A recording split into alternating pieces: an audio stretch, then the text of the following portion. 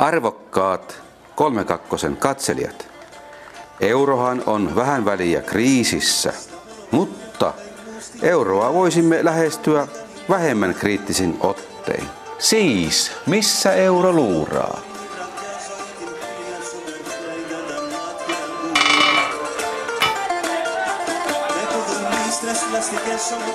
Seuraavana on vuorossa hauska kuva-arvoituskilpailu katselijoille.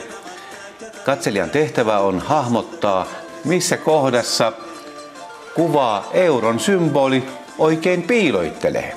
Tässä kuvassa on selvästi näkyvissä, että se on tuossa. Entäs seuraavissa?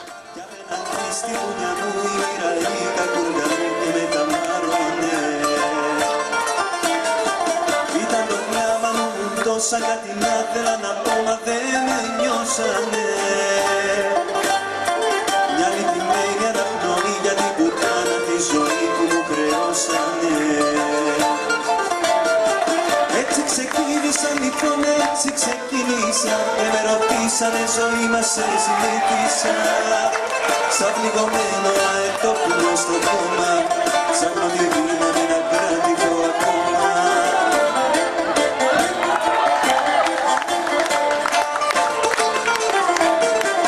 Στα μονοπάτια του καημού στη γεφυρά του στεναχούμε κάνει η μάνα μου. Μια φθινοπόρη. Missä se euro oli?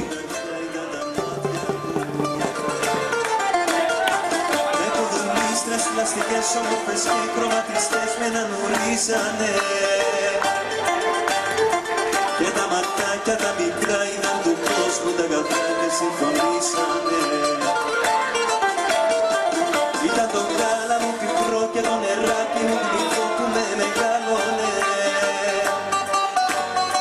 Κι απέναντι στη βουνιά μου η μοίρα η κακούργα μου και με ταμάρωνε. Ήταν το γράμμα μου τόσα κάτι να θέλα να πω μα δεν με νιώσανε.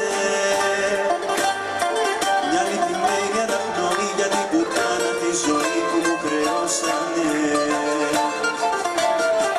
Έτσι ξεκίνησαν λοιπόν, έτσι ξεκίνησα και με ρωτήσανε ζωή μας σε συνήθισα.